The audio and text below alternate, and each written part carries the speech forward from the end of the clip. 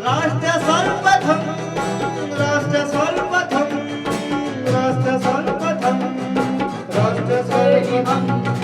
राष्ट्र सर्वप्रथम की बात ललित सुमन के साथ कार्यक्रम में नेशनल टीवी चैनल कात्यायनी पर आप सभी राष्ट्रवासियों का स्वागत है। रक्षा मंत्री राजनाथ सिंह उन्होंने यहां बलदेव विधानसभा क्षेत्र में भाजपा प्रत्याशी के समर्थन में जनसभा को संबोधित किया। राजनाथ सिंह ने कांग्रेस और सपा पर जमकर निशाना साधा। उन्होंने गलवान घाटी का मुद्दा उठाते हुए कांग्रेस नेता राहुल गांधी पर निशाना साधा। वैसे आप जानते हैं कि चुनाव के मैदान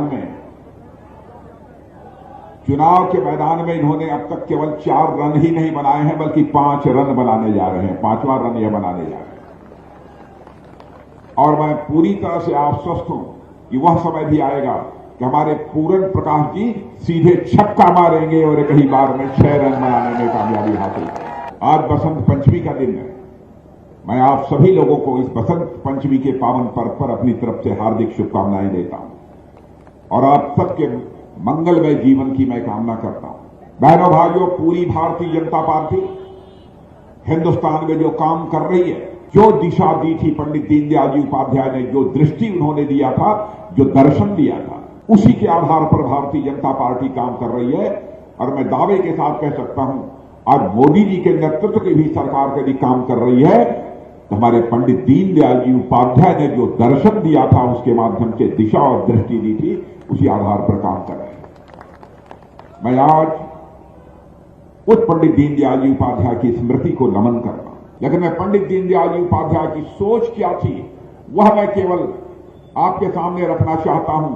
उन्होंने कहा कि यदि हम व्यक्ति को पूर्णता देना चाहते हैं तो सरकारों को, शासन व्यवस्था को ऐसा कुछ करना पड़ेगा ताकि हर व्यक्ति के तन को यानी शरीर को धन धान मिल जाए, मन को मान सम्मान स्वाभिमान मिल जाए, बुद्धि के सुख के लिए ज्ञान मिल जाए और आत्मा के सुख के लिए भगवान मिल जाए।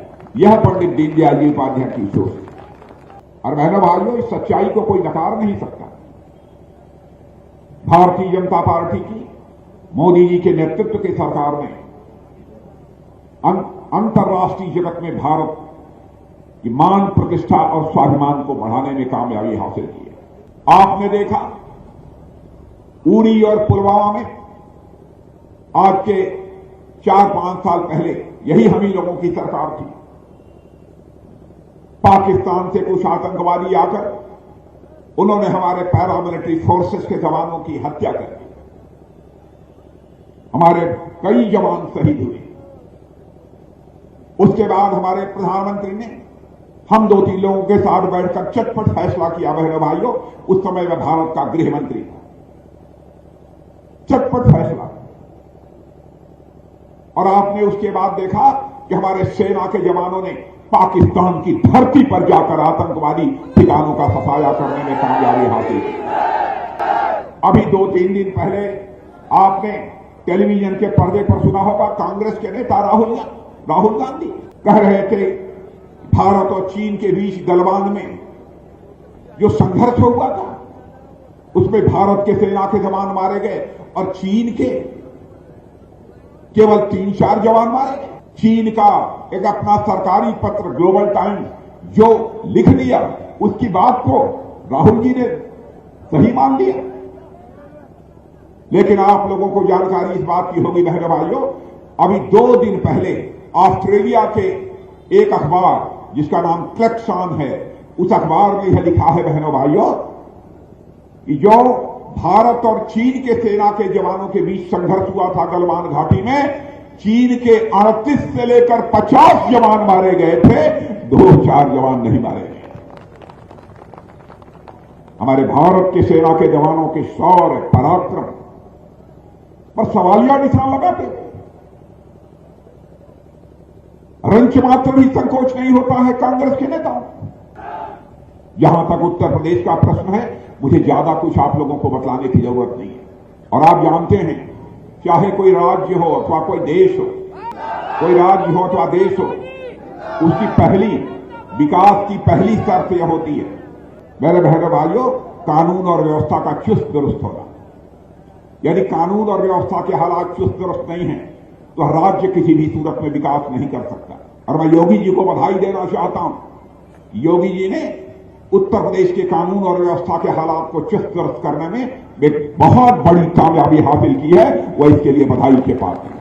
माने माफियाओं की बड़ी बड़ी अट्टालिकाएं बनी हुई थी, बुलडोजर से अट्टालिकाओं को ध्वस्त किया जा रहा है और किसी पूंजीपति के हवाले वह जमीन नहीं की जा रही है, बल्कि माफियाओं की जो आलीशान बिल्डिंग्स को ध्वस्त किया जा रहा है। तो उस स्थान पर मकान यदि बनेगा तो जिस्म का पसीना बहाने वाले हमारे गरीब भाइयों का मकान बनेगा। यह हमारी उत्तर प्रदेश सरकार का संकल्प है।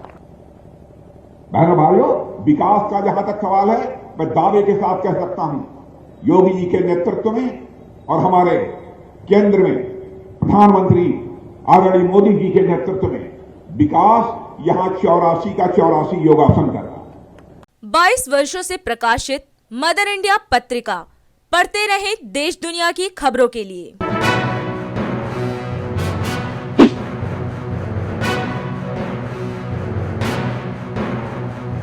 26वें वर्ष में आपके लोकप्रिय समाचार पत्र इंडिया दर्पण का प्रवेश। आप देखते रहे अपने क्षेत्र की खबरें।